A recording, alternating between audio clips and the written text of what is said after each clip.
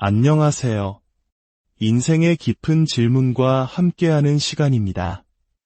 오늘 이야기에 앞서 만약 지금 들려드릴 이야기가 당신의 마음에 울림을 주거나 혹은 주변의 누군가를 떠올리게 한다면 조용히 구독 버튼을 눌러 저희의 여정에 동행해 주시길 바랍니다. 당신의 관심이 저희가 더 깊고 의미 있는 이야기를 나눌 수 있는 큰 힘이 됩니다. 이 채널을 통해 당신의 삶에 평안과 지혜가 깃들기를 기원합니다.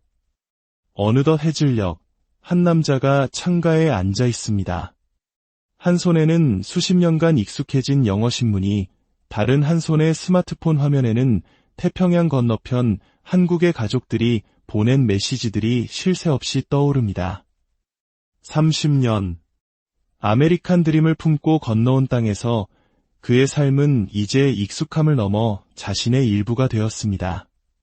하지만 65세, 은퇴라는 인생의 큰 전환점을 맞이한 후 부쩍 많아진 시간 속에서 그는 문득 낯선 질문과 마주합니다. 나의 남은 생은 어디에서 마무리해야 하는가? 모든 것을 이룬 땅, 자식과 손주들이 있는 이곳 미국일까?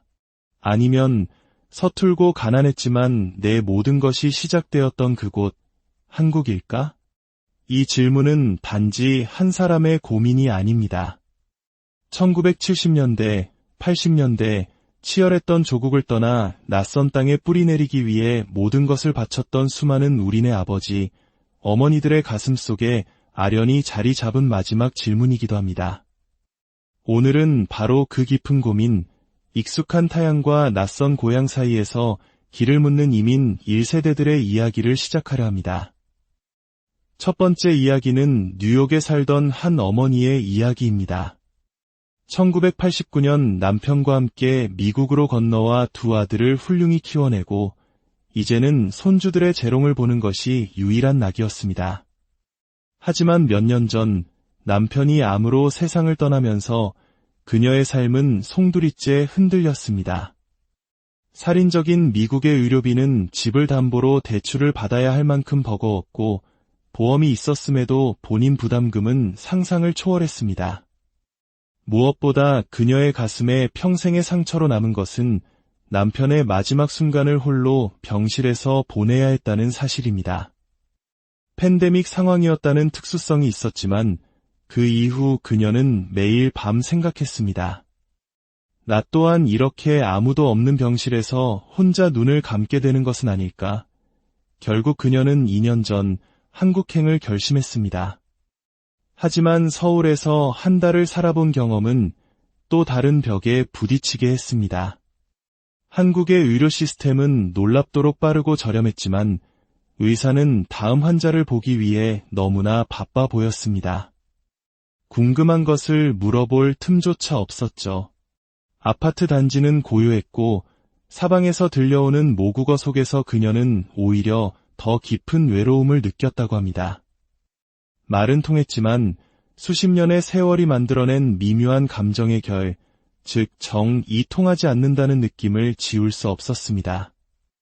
두 번째 이야기는 시애틀에서 레스토랑을 운영하다 은퇴한 한 아버지의 이야기입니다.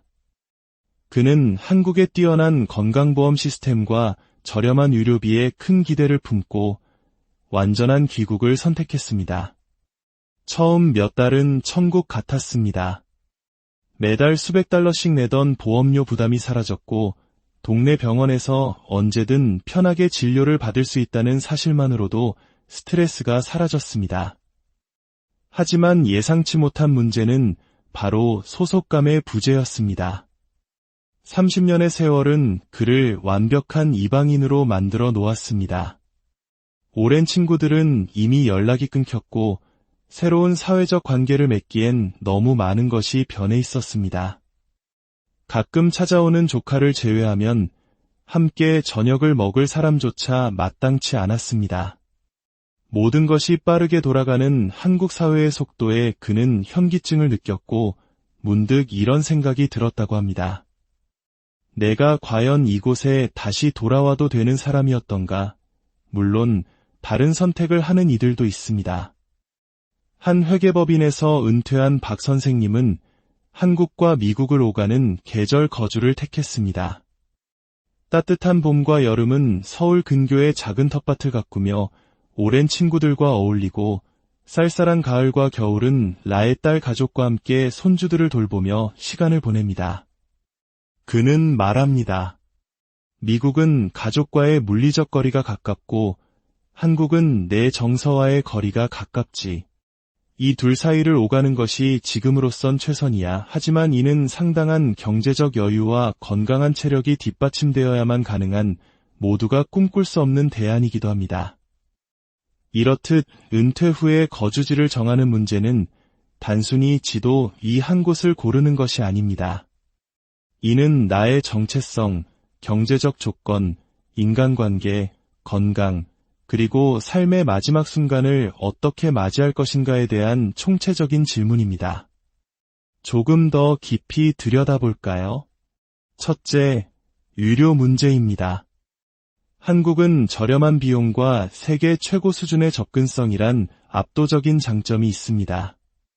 만성질환 관리나 치과, 한의원 치료는 미국과 비교할 수 없을 만큼 편리합니다. 하지만 미국에서 오래 생활한 분들에게 한국의 3분 진료는 소통의 단절로 느껴질 수 있습니다. 반면 미국은 비용이 비싸지만 의사와 충분한 시간을 갖고 대화하며 맞춤형 치료를 받는데 익숙한 이들에게는 포기하기 힘든 가치입니다. 둘째, 경제적 현실입니다. 미국에서 받는 연금, 예를 들어 매달 $2,000를 받는다고 가정해 봅시다. 현재 환율로 한국에서는 약 260만 원에 가까운 생활비가 됩니다. 분명 적은 돈은 아니지만 병원비나 교통비를 제외한 한국의 높은 물가, 특히 식비와 주거관리비를 생각하면 결코 풍족하다고 말하기 어렵습니다. 또한 양국 간의 세금 문제도 복잡하게 얽혀 있어 전문가의 조언이 반드시 필요합니다. 셋째, 가장 복잡하고 어려운 정서와 관계의 문제입니다. 미국은 지독한 외로움의 나라이기도 하지만 동시에 불필요한 간섭이 없는 자유의 땅이기도 합니다. 개인의 삶이 존중받는 문화에 익숙해진 이들에게 혈연, 지연, 학연으로 얽힌 한국의 공동체 문화는 다정하게 느껴지기도 하지만 때로는 피곤하고 답답하게 다가올 수 있습니다. 수십 년 만에 돌아온 고향에서 나는 과연 새로운 친구를 사귀고 온전한 소속감을 느낄 수 있을까요? 마지막으로 삶의 마지막 페이지, 즉 장래와 죽음에 대한 준비입니다. 내가 평생을 바쳐 이룬 모든 것이 있는 미국 땅에 묻힐 것인가? 아니면 내 부모님이 잠들어 계신 고향의 선산으로 돌아갈 것인가? 자녀들은 모두 미국에 있는데 한국에 있는 나의 무덤은 누가 돌봐줄 것인가? 이는 생각보다 훨씬 현실적이고 무거운 질문입니다. 결론적으로 어디서 살 것인가라는 질문에는 정답이 없습니다. 익숙함과 편안함, 정서적 공감대, 경제적 안정, 가족과의 거리, 이 모든 가치들 사이에서 우리는 저울질을 해야만 합니다. 어느 한쪽이 무조건 옳다고 말할 수 없습니다. 하지만 지금 이 순간 비슷한 고민을 하고 계신 분이 있다면 이것 하나만은 꼭 말씀드리고 싶습니다. 당신의 그 고민은 결코 당신 혼자만의 것이 아니라는 사실을, 그것은 수많은 우리 동포들이 먼저 걸어갔고 또 지금도 걷고 있는 길이라는 것을 기억해 주십시오. 삶의 마지막을 어디서 어떻게 마무리할지 진지하게 고민한다는 것 자체가 당신이 지금까지 얼마나 성실하게 삶을 살아왔는지를 보여주는 가장 분명한 증거입니다. 만약 당신이라면 어디를 선택하시겠습니까? 30년을 살아온 익숙한 동네와 오랜 친구들이 있는 미국인가요? 아니면 저렴한 유료 서비스와 그리운 고향의 음식이 있는 한국인가요? 어쩌면 우리의 진짜 집은 지도 위에 그려진 특정 국가가 아니라 남은 시간을 누구와 어떻게 보낼 것인지에 대한 우리의 마음속 선택, 바로 당신의 삶 이야기가 머무는 그곳일지도 모릅니다.